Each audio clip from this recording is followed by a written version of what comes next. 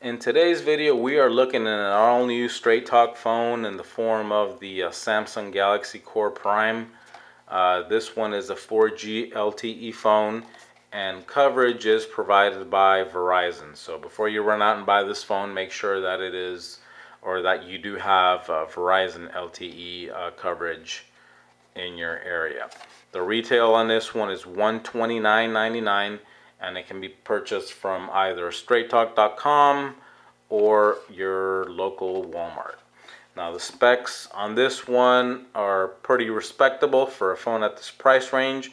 You get a 4.5-inch screen, Android 4.4, which is KitKat, not the latest, but it is a fairly recent version.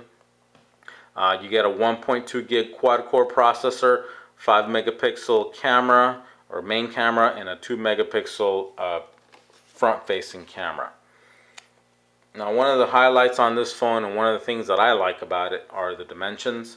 Again, this is a 4.5-inch screen device, but the dimensions is what I would consider just right, or at least what my personal preference is. And one of the nice things about it is the fact that it is a very slim phone, and I'll go ahead and measure it for you so you can get an idea of the dimensions. The thickness on this one is 0.36, which is very slim for a phone at this price range. The height on this one is a little bit more than 5 inches, so we have 5.15, and the width is a little bit more than 2.5.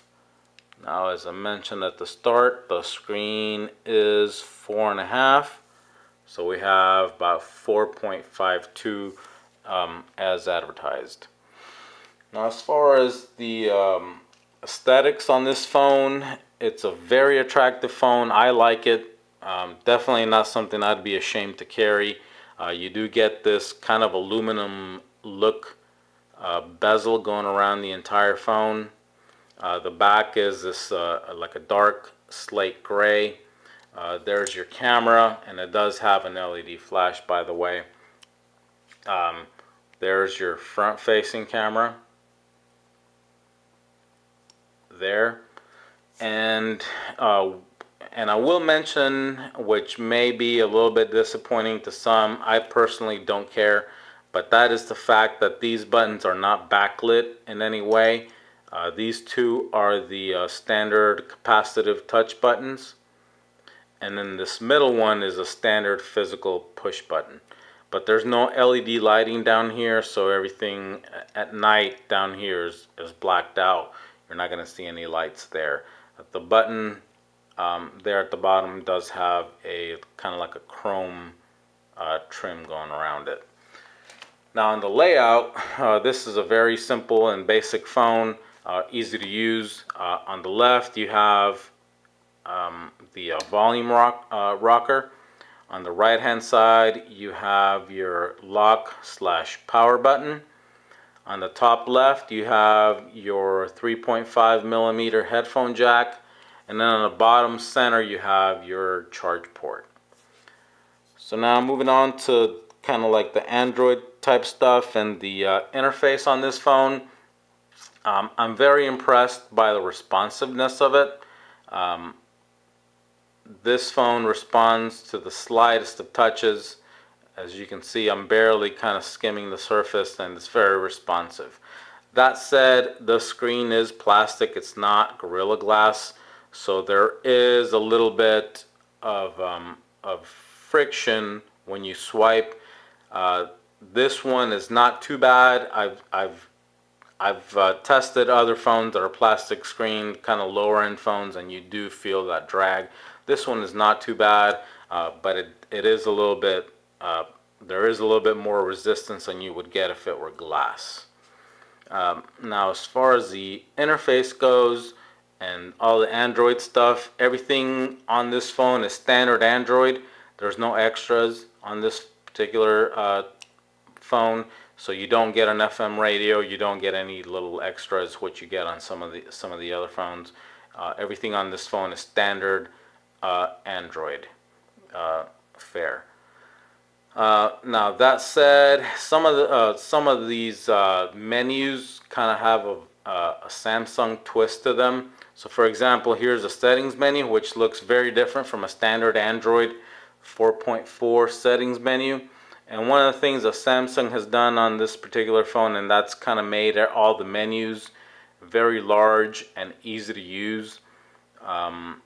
So if that's one of your requirements for a phone, I think this one fits that bill perfectly.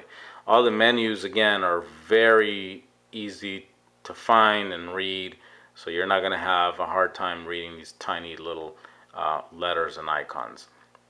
And as I mentioned, the phone is very responsive, so anything you touch on this thing and it kind of snaps right to it without any hesitation whatsoever. So next we'll take a look at some of the standard stuff you might be interested in. So first we'll look at the kind of the texting interface. So here's a texting interface, here's a new text, and here's your standard Samsung keyboard. This phone does not come with swipe. I don't know if you can download it or not, so do keep that in mind. That said, I did find that this keyboard is very accurate.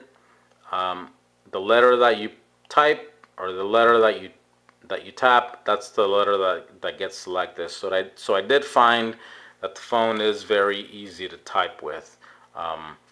So that is one plus that I will give it.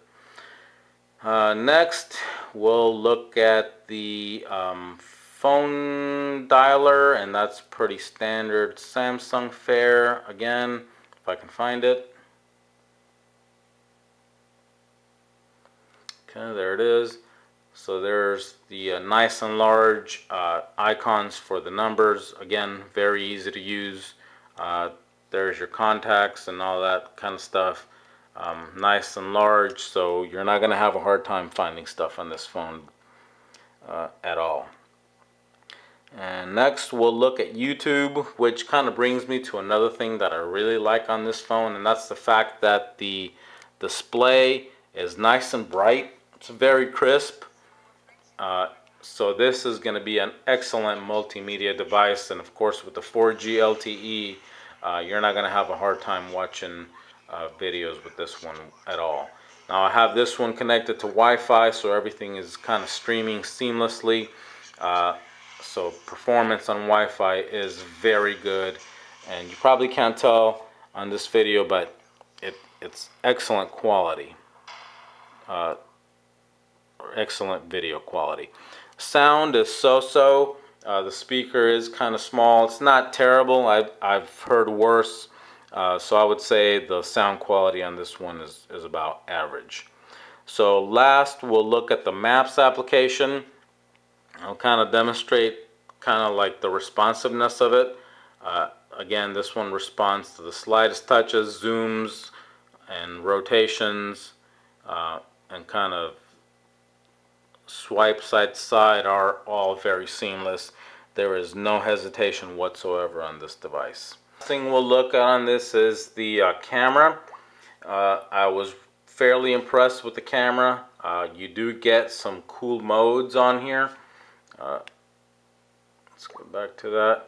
So as you can see here, there's a mode icon, and you get about 5 or 6 different modes: beauty, face, panorama, best photo, continuous shot, and sport. So you get that, and the interface is very easy to see, very easy to understand. Here's your settings. Got various different settings on it, which are pretty comprehensive, and the image quality is very good. These images were taken in fairly low light, and as you can see, they're very clear. So I would say this camera on this particular phone is what I would say above average. Great pictures. So if you're into taking pictures, I would say this is a great little phone for that. So I think that about wraps this video up. I really like this phone. This is probably my favorite Samsung at this price range. They've had several others, but this one is by far the best one. Very responsive, very quick, excellent video quality. So overall, this is a great phone. Looks good, performs great, and the price, again, $129.99. And do keep in mind that you will need Verizon 4G LTE to use this phone.